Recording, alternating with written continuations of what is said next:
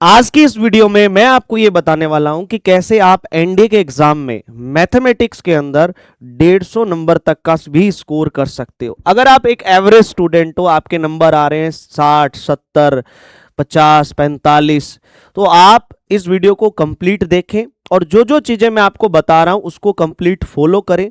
आपका स्कोर जो है वो मैं कह रहा हूं 101% इंप्रूव होगा और आपका स्कोर 150 तक भी जा सकता है।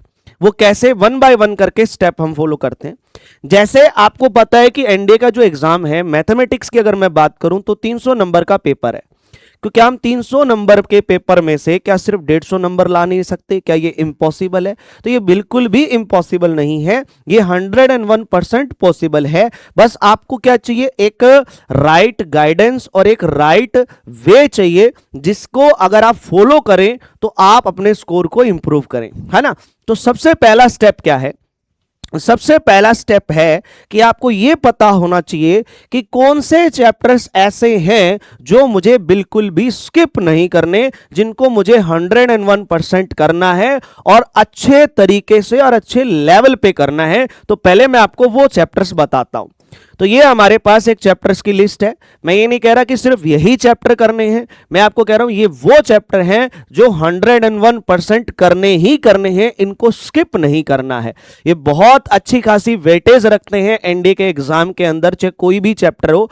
ये वो चैप्टर हैं जिनसे आप मैक्सिमम स्कोर आराम से 120 प्लस तक लेकर जा सकते हो, अगर आप इन चैप्टर्स को फर्स्ट प्रायोरिटी पे रखते हो तो, है ना।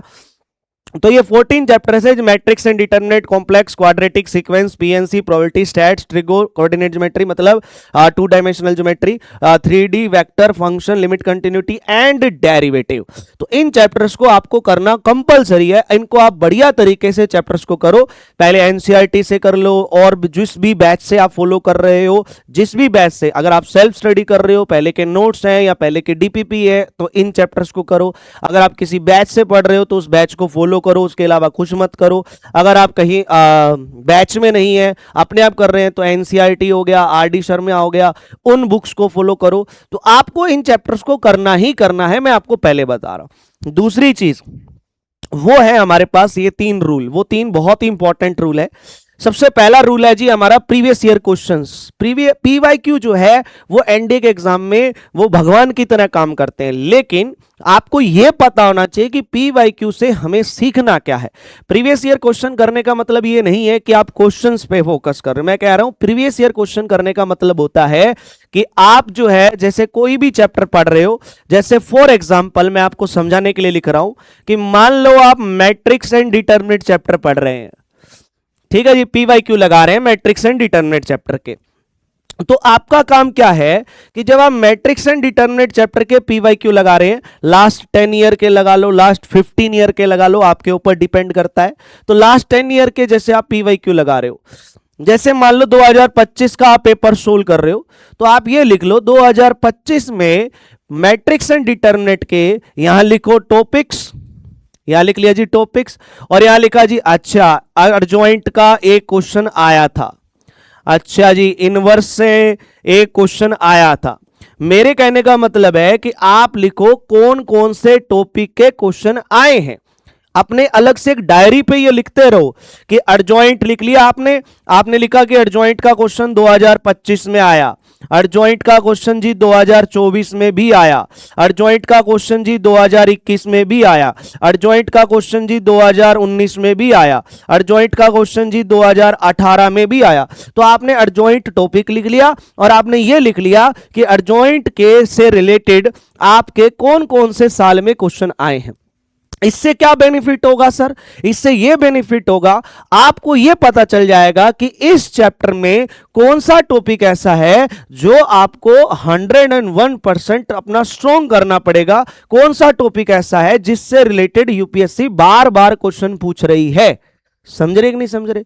इससे आपका यह आइडिया हो जाएगा कि इस चैप्टर में से सबसे ज्यादा इंपॉर्टेंट टॉपिक कौन सा है, ताकि उसको तो आप बढ़िया तरीके से रिवाइज कर लो, ताकि उससे रिलेटेड आपको अगर एग्जाम में क्वेश्चन मिले तो आपको वो स्किप या रहना नहीं चाहिए। ये फायदा होता है पीवाईक्यू करने का, और ये फायदा होता है अगर आप प्रीवियस ईयर क्वेश्चन कर रहे हैं तो ये चीज लिखने का। समझे? उम्मीद करता हूं कि मैं जो कहना चाह रहा हूं आप समझ रहे होंगे। अगर आपने ये चीज कर ली तो आपको कोई फेल नहीं कर सकता मैथमेटिक्स के अंदर। दूसरी बात, सेकंड हमारे पास है सोल डोंट जस्ट वॉच। मतलब कहने का क्या है सर, कि बहुत सारे बच्चे जो है कोई भी क्वेश्चन में फंस जाते हैं, या डीपीबी सॉल्यूशन सर ने करवाया आपने वीडियो देख ली, सर ने यूट्यूब पे प्रैक्टिस करवाई आपने वीडियो देख ली, सिर्फ देखने से कुछ भी नहीं होगा। कई बार क्या होता है आपने देखा होगा कि सब हम समझ रहे होते हैं, जब हम क्वेश्चन में वीडियो देख रहे होते हैं तब हमें वो समझ में आ जाता है, क्वेश्चन सोल्व हो जाता है, लेकिन जब हम जब उसको सेल्फ करते हैं तब हमसे वो क्वेश्चन सोल्व नहीं होता। इसलिए कई बार ऐसा होता है एग्जाम के अंदर कि वीडियो में समझ में आ गया, ठीक है जी, लेकिन जब वो क्वेश्चन एग्जाम में आता है तो वो मेरे से सोल्व नहीं होता। तो इसलिए आपको क्या करना है, वीडियो देखा, समझा, उसके बाद उस क्वेश्चन की खुद से सेल्फ सॉल्यूशन प्रैक्टिस की। तो इसलिए आपको सिर्फ देखना ही नहीं है, हर एक क्वेश्चन को खुद से सोल्व भी करना है, ताकि एग्जाम में जाके आपको ये दिक्कत ना आए। तो ये काम करना है। नेक्स्ट आपका है जी, वो है टेस्ट। आपको रेगुलर बेस पे टेस्ट लगाने पड़ेंगे, हर वीकली टेस्ट लगाने हैं, क्योंकि जब तक आप टेस्ट नहीं लगाओगे तब तक आपको पता ही नहीं चलेगा कि एक तो टाइम मैनेजमेंट का नहीं पता चलेगा, और एक आपको ये नहीं पता चलेगा कि आपका स्कोर कितना बन रहा है। तो इसलिए वीकली टेस्ट आप जरूर लगाएं। और अब मैं आपको मेरी तरफ से एक पॉइंट बता रहा हूं जो हर एक टीचर बताता है, जो बहुत इंपॉर्टेंट है, वो है रिवीजन, और वो भी सेल्फ रिवीजन। जितनी ज्यादा रिवीजन करोगे उतना ज्यादा फायदा होगा, ये याद रखना। बहुत सारे बच्चे क्या करते हैं, एक बार पीवाईक्यू कर लिए सर, अब दूसरी बार क्यों करें, तीसरी बार क्यों करें।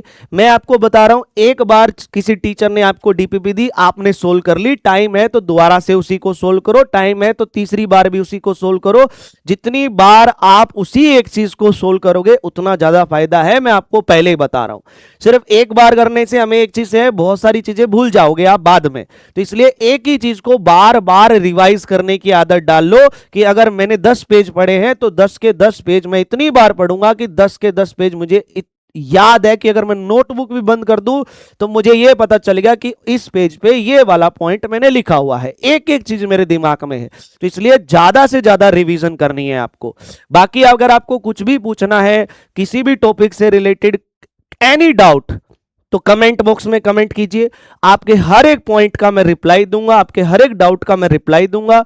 और किसी भी टॉपिक पे आपको चाहिए कि सर इस वाले टॉपिक पे आप वीडियो बना दीजिए, हमें समझ नहीं आता है कि ये वाली चीज कैसे सोल्व होती है, ये सब, तो वो भी आप बिल्कुल बता सकते हैं। और अगर आप चाहते हैं कि सर नेक्स्ट हमें आप एक प्रैक्टिस सेशन लिया है मैथमेटिक्स में इस वाले चैप्टर का, तो वो भी आप कमेंट बॉक्स में बता सकते हैं। तो मिलेंगे हम नेक्स्ट वीडियो में, तब तक के लिए आप सभी प्यारे बच्चों को जय हिंद, जय भारत, वंदे मातरम।